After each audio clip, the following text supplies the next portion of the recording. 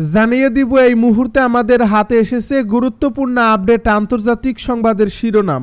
শুরুতেই থাকছে প্রশান্ত মহাসাগরে মাদকবাহী নৌযানে যুক্তরাষ্ট্রের হামলা, নিহত 14। আরও জানাবো গাজায় এবারে সেনা পাঠাতে পারে পাকিস্তান। এদিকে পাকিস্তান আফগানিস্তানের যুদ্ধ সমঝোতা ছাড়াই শেষ যুদ্ধবিরতি আলোচনা। আরও জানাবো নেতানিয়াহুর নির্দেশে গাজায় নতুন করে ইসরায়েলি হামলা। এদিকে নিজের উত্তরসূরির নাম ঘোষণা করলেন মাহমুদ আব্বাস। এতক্ষণ শুনছিলেন হাতে থাকা আপডেট সংবাদের শিরোনাম, এবারে বিস্তারিত।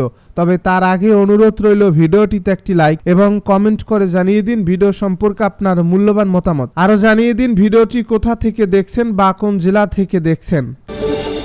প্রশান্ত মহাসাগরে মাদকবাহী নৌযানে যুক্তরাষ্ট্রের হামলা, নিহত 14। প্রশান্ত মহাসাগরে অবৈধ মাদক বহনের অভিযোগ করে নতুন করে কয়েকটি নৌযানে হামলা চালিয়েছে যুক্তরাষ্ট্র।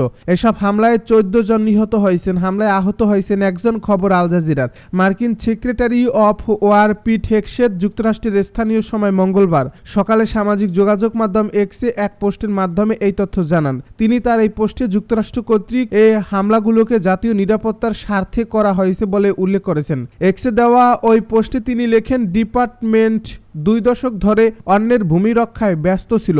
এখন আমরা আমাদের নিজেদের ভূখণ্ড রক্ষা করছি। তবে সমালোচকরা এ ধরনের হামলাকে বিচার বহির্ভূত হত্যা ও আন্তর্জাতিক আইনের লঙ্ঘন বলে অভিহিত করেছেন। তার এই পোস্টে হেগসেট জানান 3টি বিমান হামলায় চালানো হয়েছে সোমবার। তার পোস্টে সংযুক্ত একটি ভিডিওতে দেখা যায় পাশাপাশি চলা দুটি নৌকাকে একটি ক্ষেপণাস্ত্রের আঘাতে নৌযান দুটিতে আগুন লেগে যাচ্ছে।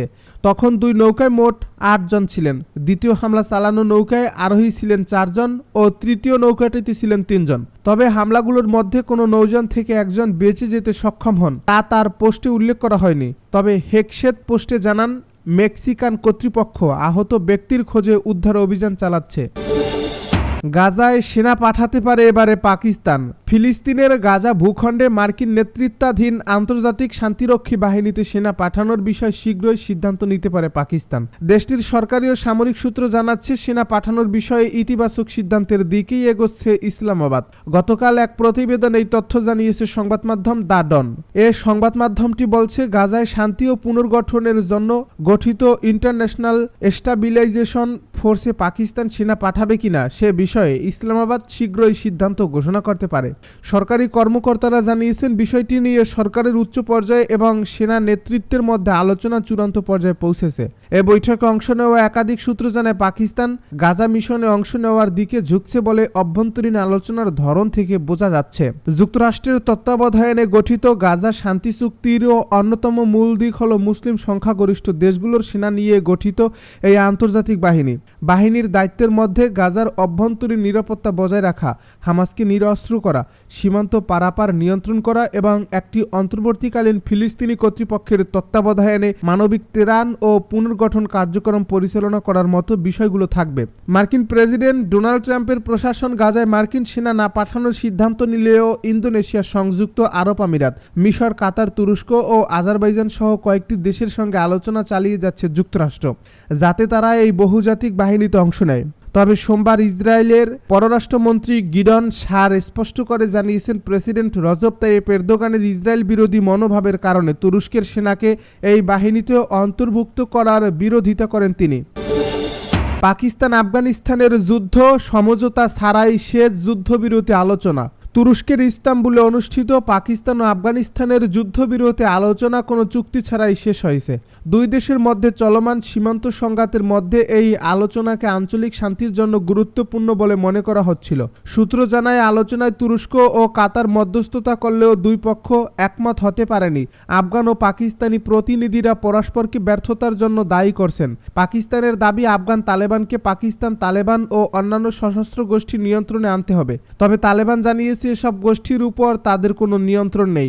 গত সপ্তাহে 2 দেশের সীমান্তে সংঘর্ষে ডজন খানেক মানুষ নিহত ও শতাধিক আহত হন। 2021 সালে তালেবান ক্ষমতায় ফেরার পর এটি ছিল সবচেয়ে ভয়াবহ সহিংসতা। পাকিস্তানের প্রতিরক্ষা মন্ত্রী খাজা মুহাম্মদ আসিফ সতর্ক করে বলেছেন, ইস্তাম্বুলের সমঝোতা ব্যর্থ হলে যুদ্ধের ঝুঁকি বাড়বে। নেতানিয়াহুর নির্দেশে গাজায় নতুন করে ইসরায়েলি হামলা। ফিলিস্তিনের গাজায় চলমান যুদ্ধবিরতির মধ্যেই নতুন করে বিমান হামলা চালিয়েছে ইসরায়েল। এতে অন্তত 2 জন নিহত হয়েছেন, খবর আল জাজিরার। ইসরায়েলি সরকার জানায়, ফিলিস্তিনি সংগঠন হামাস ইসরায়েলি বাহিনীর উপর হামলা চালানোর পর এই পাল্টা হামলার নির্দেশ দেন প্রধানমন্ত্রী বেনিয়ামিন নেতানিয়াহু। গাজা সিভিল ডিফেন্সের তথ্য অনুযায়ী ইসরায়েলি বিমান সাবরা এলাকায় 7টি শরণার্থী শিবির ও আল শিফা হাসপাতালের আশপাশে হামলা চালায়। কামান থেকেও গোলা ছোড়া হয় দেইর আল বালহা এলাকার পূর্বাংশে। মঙ্গলবার ইসরায়েলি গণমাধ্যম জানিয়েছে, দক্ষিণ গাজার রাফা এলাকায় ইসরায়েলি সেনা ও হামাস যোদ্ধাদের মধ্যে তীব্র গোলাগুলি হয়েছে। পরে প্রতিরক্ষা মন্ত্রী ইসরায়েল কাতুস বলেন, হামাসকে এর কঠিন মূল্য দিতে হবে। ইসরায়েল ব্যাপক শক্তি দিয়ে জবাব দেবে। এরপর প্রধানমন্ত্রী নেতানিয়াহু নিরাপত্তা বৈঠক শেষে সেনাবাহিনীকে গাজায় শক্তিশালী হামলা চালানোর নির্দেশ দেন। তার দপ্তরের বিবৃতিতে বলা হয়, গাজায় হামাসের আগ্রাসনের জবাব দিতে অবিলম্বে শক্তিশালী হামলা শুরু করতে প্রধানমন্ত্রী নির্দেশ দিয়েছেন। উল্লেখ্য, যুক্তরাষ্ট্রের প্রেসিডেন্ট ডোনাল্ড ট্রাম্পের মধ্যস্থতায় 10 অক্টোবর থেকে যুদ্ধবিরতি কার্যকর হয়। তবে এরপর ইসরায়েলি হামলায় অন্তত 94 ফিলিস্তিনি নিহত হয়েছেন। 2023 সালের 7 অক্টোবর সংঘাত শুরুর পর থেকে এখন পর্যন্ত গাজায় ইসরায়েলি হামলায় 68,527 জন ফিলিস্তিনি নিহত এবং 1,70,000-এরও বেশি মানুষ আহত হয়েছেন। নিজের উত্তরসূরির নাম ঘোষণা করলেন মাহমুদ আব্বাস। ফিলিস্তিনি কর্তৃপক্ষের প্রেসিডেন্ট মাহমুদ আব্বাস প্রেসিডেন্টের পদ শূন্য হলে তার স্থলাভিষিক্ত হিসেবে হুসেইন আল শেখের নাম ঘোষণা করেছেন। 89 বছর বয়সী আব্বাস রবিবার ঘোষণা করেন, ফিলিস্তিনি কর্তৃপক্ষের প্রেসিডেন্টের পদ শূন্য হলে এবং লেজিসলেটিভ কাউন্সিলের অনুপস্থিতিতে ফিলিস্তিন মুক্ত সংস্থার ভাইস প্রেসিডেন্ট দায়িত্ব গ্রহণ করবেন। 2018 সালে সুপ্রিম কোর্ট পার্লামেন্ট ভেঙে দেওয়ার পর থেকে তা অকার্যকর রয়েছে। নতুন এই সাংবিধানিক ঘোষণার অর্থ হল, আল শেখ, যাকে আব্বাস এই বছরের এপ্রিলে পিএলওর প্রথম ভাইস প্রেসিডেন্ট হিসেবে নিয়োগ করেছিলেন, নির্দিষ্ট শর্ত পূরণ হলে ফিলিস্তিনের প্রেসিডেন্ট হতে পারেন। ফাতা আন্দোলনের একজন বর্ষিয়ান নেতা আব্বাস 1960-এর দশকের মাঝামাঝি থেকে ফিলিস্তিনি জাতীয় আন্দোলনে সক্রিয় রয়েছেন। ইয়াসির আরাফাতের মৃত্যুর পর 2005 সালে তিনি ফিলিস্তিনি কর্তৃপক্ষের দ্বিতীয় প্রেসিডেন্ট হন। ফাতাহ ও হামাসের মধ্যে জাতীয় বিভেদ এবং জেরুজালেমে নির্বাচন অনুষ্ঠানে ইসরায়েলি নীতির কারণে ফিলিস্তিনিরা সর্বশেষ 2008 সালে নির্বাচন করেছিল, যার মাধ্যমে তিনি পুনরায় নির্বাচিত হন। এই ঘোষণায় বলা হয়েছে, আল শেখ অনধিক 90 দিনের জন্য সাময়িকভাবে প্রেসিডেন্টের দায়িত্ব পালন করবেন।